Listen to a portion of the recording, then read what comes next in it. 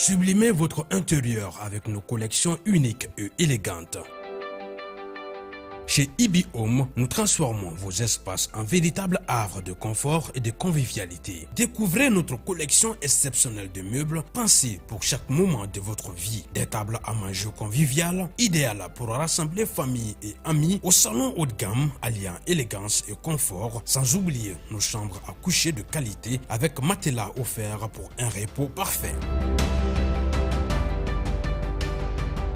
Explorez notre sélection de luminaires rares et uniques qui sublimeront vos espaces. Découvrez notre gamme de motos électriques, économiques, performantes et respectueuses de l'environnement, idéales pour vos trajets urbains en toute sérénité. Nos installations solaires vous garantissent l'indépendance énergétique tout en réduisant vos factures. Chez Ibi Home, profitez en ce moment de réductions allant jusqu'à 35% sur nos équipements solaires. Ce n'est pas tout, nous vous proposons également des options de paiement échelonnées pour encore plus de simplicité. Venez visiter notre showroom à l'ACI 2000, immeuble Ibi Group. Ibi Home, l'élégance, la mobilité et l'énergie au service de votre confort.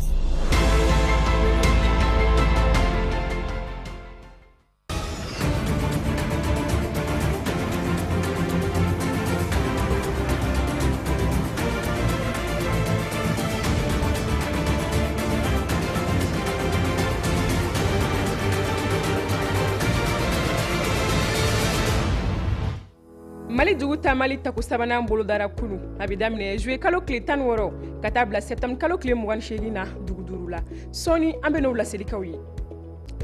Ezio kun ye dɔgɔkun min bolo da kan ka seko n'an ka dɔnko yira o kun cɛra bɔgɔ labara cogo ɲuman o yirana kalandenw na maa caman fɛ i n'a fɔ minnu bɔra Burkina Faso ka na o ko kama an bɛ n'o fɛnɛ yira o la bidon kibaru la nunu de ye bidon kibaru ɲɛbilaw ye ka bɛn ni juma juillet kalo kile 4 san 2025 aw bisimila Bamako duguta Mali taku sabana n'o ye tourisme ministriso n'a jɛɲɔgɔnw ka fɛɛrɛ ye walasa ka maliyɛnw ladɔnniya u ka tiɲɛw la o kɛra kunu alamisadon a bɛna kɛ juillet kalo kile 16 ka taa bɛn septembre kalo kile 28 ma san 2025 dugu duuru kɔnɔ n'o ye Bamako, Kayi, Segu, Moti ale ni Sikaso ka fara taamaw ka ɲina ladaratolenw fɛnɛ b'a la an ka jɛ k'a ɲɛmada Musa Ɲang ale ni Aissata Ba olu ka sɔrɔtaw fɛ ka se ka u ni yɔrɔ kɛ Mali seko ani dɔnko yangaliko la ni ka jamana yɔrɔ sahalenw olu fana ta ba la Mali tourisme ale bɛna city tour o ta ko sabanan baaraw olu boloda city tour min yɛrɛ ye taama ye ka taa jamana yɔrɔbaw lajɛ i n'a fɔ musées, galeries, monuments ale ni parkiw ka fara Bamako kan city tour ale bɛna kɛ ɲina Kayi, Segu, Mopti ani Sikaso région kɔnɔ ɲina kokuraw fana la fɔlɔ ɲɛnajɛ fɛn caman o na jira jama la 2023 ani 2022 la an sera ka organiser 2023 la an ye gɛlɛya sɔrɔ mais ɲinɛ san kɔnɔna na komi a b'a dɔn k'a fɔ ko an ka jamana ɲɛmɔgɔ président Assimi Goïta o ye ɲinɛ san décrété ko année de la culture o de kun kɔnɔna na jamana ɲɛmɔgɔ ye fɛɛrɛ bila sen kan ka musakaw bɛɛ lajɛlen labila an ye walasa an bɛ se ka nin waleya ninnu sinsin cogo min na laɲini tɛ dɔwɛrɛ ye o de ye k'a fɔ an ka se k'an yɛrɛ dɔn an k'an ka yɔrɔ sahalenw dɔn walasa diɲɛ mɔgɔ min bɛna an fɛ yen nɔ hali n'o y'a sɔrɔ olu sen tigɛla yan na an yɛrɛ ka se ka an ka tourisme ko an ka se ka a layɛlɛmaya donc o de hukumu kɔnɔna na nin bilala sen kan city tour ye jamana fanbaw ka laɲini ye dɛmɛbaw olu ka bolodi ɲɔgɔnma kɔnɔ city tour ye fɛɛrɛ ye ka se ka région kɔnɔnaw o yɔrɔ sahalenw fana yanga cogo min ni ala sɔnna ani baara in ani an kelen t'a kɛ administration kelen t'a kɛ ani agence de voyage b'a kɛ ani guide de tourisme b'a kɛ ani an ka yɔrɔ sahalen mɔgɔ minnu bɛ yan nɔ n'a bɛ f'o ma ko an ka parc et monument public olu gestionnaire an bɛɛ lajɛlen ani musée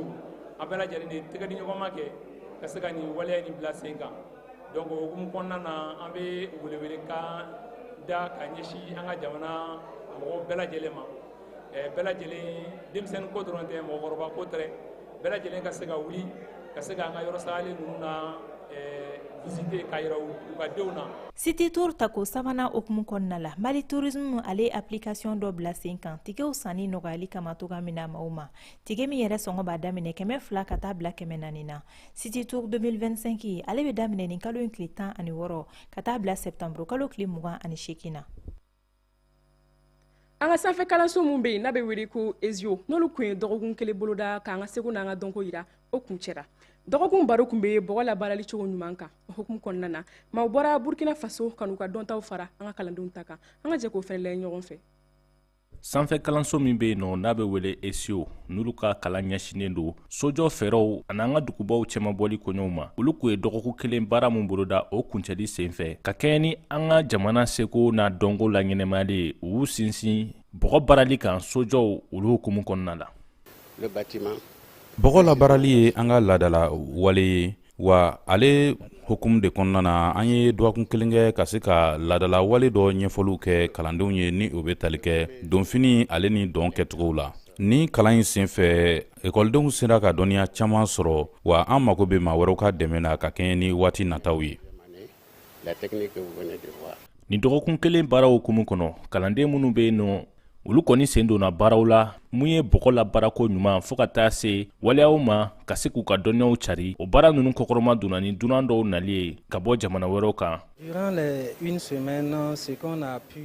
an ni ekɔlidenw ye dɔnniya mun tila an ni ɲɔgɔn cɛ nin dɔgɔkun kɔnɔna na olu ye tali kɛ so jɔli cogo la wa so jɔli be wale mun fɛnɛ labato olu dɔ ye fiɲɛ ji ani bɛlɛ mun be kɛ a la. kalandenw ka ɲi ka ko bɛɛ lajɛlen kɛ ka se ka u hakili to waati yɛlɛma kɔlɔlɔ mun be senna ni waati ninnu na. ni hakilina ɲi a kɔni tanuna kosɛbɛ banki mondial ale ka nɔrɔbila min be an ka jamana kɔnɔna la. nin kɛra kalan belebeleba ye mun kɛra sababu ye an ka faamuyali caman sɔrɔ an ka sow jɔcogow la ale ni waati nataw la an ka ɲi ka sojɔ yɛrɛ ale kow sigi sen ka cogo min na yaasa a kow ka taa ɲɛ kosɛbɛ. ni dɔgɔkun kelen baara ninnu kun cɛla ni hakilinabaw ye walasa mali bɔgɔw olu be se ka don bɛrɛ la cogo min na mali ɲɛtaa sinsini o be se ka sabati sojɔ ale nasira kan. ka kuma ni zana ye ale ye kumacogo ye min be farafina jamana caman kɔnɔ zanaw be da u ka ca wa u n'u kɔrɔw be ɲɔgɔn na u be nafa caman lase mɔgɔ ma i n'a fɔ kalan hakilitigiya la ale ni ka ɲɛɲɔgɔnya sabati mɔgɔw ni ɲɔgɔn cɛ isa sise ka sɔrɔtaw filɛ k'o yira u la. ka kuma ni zana ye ale ye kumacogo ye min be kuma fɔbaga ka basigi a n'a ka kodɔn kofɔ. farafina zana ale ye an ka laadalafɛn ye min sɔrɔla an ka maakɔrɔw la ko nka ni waati na olu b'a la ka tunu dɔɔni dɔɔni. an yɛrɛ minnu fɛnɛ ye sifin ye bi n'i y'a ta ka jate minɛ mali kɔnɔ yan an caman bɛ an tɛ zana ninnu caman dɔn donc ne yɛrɛ bolo a ka kan an ka segin ka na an ka fɔlɔfɔlɔ kow la an sifinnakaw ka se ka nin fɛn ninnu dɔn cogoya min na o yirikuru mɛn ji la k'a tɛ kɛ bama ye. zana bi sɔrɔ an ka maaya kɔnɔna na wagati bɛɛ lajɛlen na i n'a fɔ denmisɛnninw lakalanni ale ni maakɔrɔw yɛrɛ ka ɲɔgɔn ladi ka taa se an ka kɛlɛw banna zana be fɔ nin bɛɛ lajɛlen na yaasa ka faamuya caman sɔrɔ kow la. an yɛrɛ lamɔna ni zana ye awɔ an kɔrɔ y'an lamɔ ni zana ye zana c'est éducatif zana kɛmɛ i n'a fɔ leçon a bɛ fɛn dɔ yiri la kami fitini zana bi daminɛ i bi mun faamu denmisɛnniya la n'a fɔra i ɲɛna dɔrɔn i b'a dɔn ko nin don u bɛ tunu kɛ u ye fɛnw bɛ remplacer ni réseau ye. jeliw ani ɲamakalaw olu ye maaw ye mun kɔni ye an ka zana nunu lakɔlɔsibagaw ye wa maaw do mun be fɔlɔ tariku lakali an ye ni zana nunu fɔliw ye. anw ka maakɔrɔw anw bɛnbaw kuma caman kun man d'u ye olu kun be kuma fɔ daɲakuru kelen dɔrɔn n'i y'a faamu a banna n'i m'a faamu fana o kumana i b'i yɛrɛ ye a bi maanifi kalan o de la hali bi n'i taara an ka maakɔrɔ dɔw fɛ minnu bɛ u kokɔrɔw kan u t'i kuma kuntalajan f'i ye i mana kuma cogo o cogo u bɛ se ka ndalen dɔ kɛ k'i bilasira ten. ni sociologue in ka fɔra sigi sinsinna dɔ ye zana ninnu ye o kama a ka kan u ka tɔbɔtɔ u kana na tunu. i mana zana fɛn fɛn ta anw bara i bɛ taa sɔrɔ kɔrɔ b'a la i mana zana fɛn fɛn ta anw bara i bɛ taa sɔrɔ ladilikan b'a kɔnɔ i mana zana fɛn fɛn ta anw bara i bɛ taa sɔrɔ conseils de b'a kɔnɔ. u dondala bɛ tɛmɛ jumɛn de fɛ u ka sɛbɛn kan in caman na u ka lakodɔn fana an ka ekɔlisow la k'a don gafew kɔnɔ denmisɛnninw bɛ se ka minnu kalan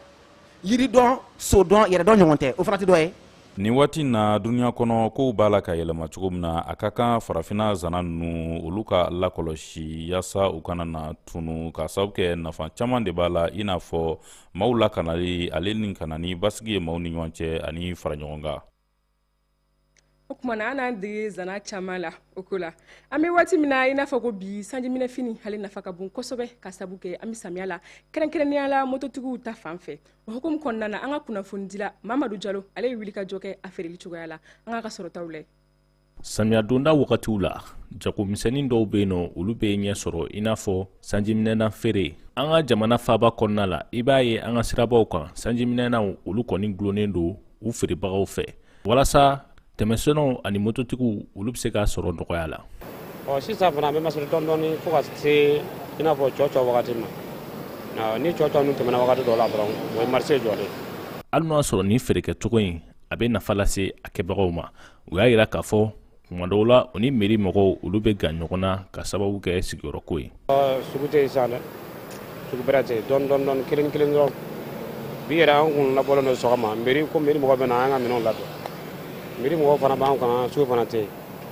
mototigiw olu kɔni y'a jira k'a fɔ sanjiminɛna o jɔyɔrɔba de bɛ olu ka tile labɔ baaraw la ka d'a kan n'a b'i la i bɛ se k'i ka ciw kɛ hali san kɔrɔla la. Ne bɛ baara min na sanjiminɛna nafaba bɛ yen nɔ parce que hali san n bɛ sira la n bɛ ka taa kungo kɔnɔ bon ne bɛ baara min na sanjiko t'an ka baara sa san min nana san tɛ nana baara an b'a baara kɛ donc n nana sanjiminɛna sɔngɔ de la a tɛna kɛ samiyɛ dɔ la n'a sɔngɔ yɛlɛ la sisan parce que ne ka tɛmɛsira yɛrɛ de ye yan ye tilema fɛ ne y'a ɲininkali kɛ bon ne y'a négligé bon samiyɛ dɔ la sisan n y'a sɔrɔ dɔɔni farala a kan. N'i bɛ moto boli ni san bɛ ka na i b'i jɔ n'i y'i jɔ i b'i ka imperméable don a b'i kisi sanji kɔlɔlɔ minnu bɛ san kɔrɔ a b'i kisi olu tɔɔrɔ ma parce que ni san yɛrɛ fanga bonyana i man kan tɛ ka boli san kɔrɔ mais n'i ye imperméable don k'i jɔ a ka ca Ala fɛ kɔlɔlɔ minnu bɛ sanji la i t'i sɔrɔ. fɛn min ye sɔngɔko ta fan ye a yirala k'a fɔ dɔ farala sanjiminɛnaw u sɔngɔ kan ka sababu kɛ laɲini ka bon nin wagati in na maa caman kɔni olu mago bɛ jɔ a la. Kabi kunnafoniw kun cɛ Lasana Kone ka ɲininenw filɛ k'o yira u la jamana kɔ kan ko kibaru hukumu kɔnɔna na. Senegali jamana sanakiriso ye dansigi kirila min tun bɛ premier ministre ani tourisme ministre kɔrɔ ni ɲɔgɔn cɛ ni o ye Mambaye Niang ye. Juekalo tile fɔlɔ san 2025 sanakiriso kiri tigilamaw olu ye kɔkarili ta ka ɲɛsin laɲini ma laɲini min bɔra Ousmane Sonko ale ka avocat yɔrɔ. O kɔfɛ u ye Ousmane Sonko ale ɲangi ni kalo 6 kaso ye avec sursis ka fara sefavari million 200 ka kɛɲɛ wale mun ni a bɛ jate i n'a fɔ k'a ye toacɛn ta ka ɲɛsin ni ministre ni o ye diffamation ye.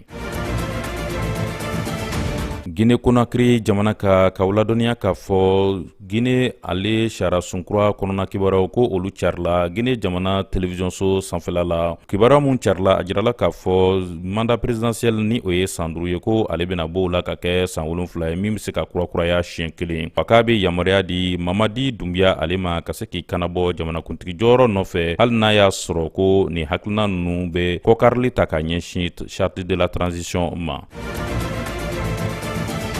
Afrique du Sud jamana ka maa 101 olu bɔnɛna u ni na ka kɛ ni ji walankatali ye juɛnkalo tɛmɛlen. Ji walankatali ye dekun ta ka se yɔrɔ min ma o de ye Cap Oriental ye ale kɛrɛfɛ Cap Occidental ka fara Stade ka ale ni Kawal Zulu Natal ninnu bɛ yɔrɔ ye yɔrɔ mun ni dekun sera a maaw ma ka kɛ ni ji walankatali ye.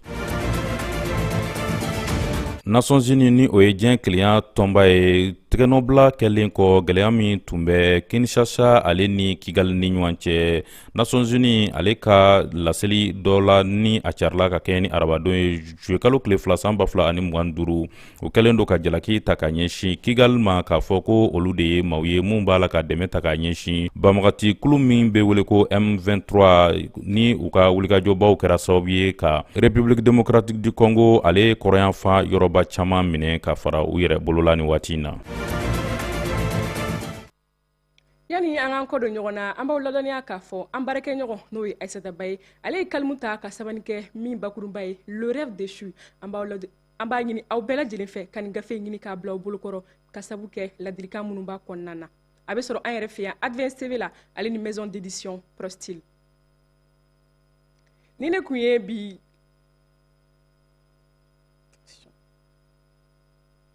ni ne bɛ dan sigi bi kunnafoniw la aw ni ce aw ka kulomajɔ la an b'a fɔ la ko aw kan bɛn don n'a nataw la ala ka barika don Advance TV n'a filɛbaga bɛɛ lajɛlen na.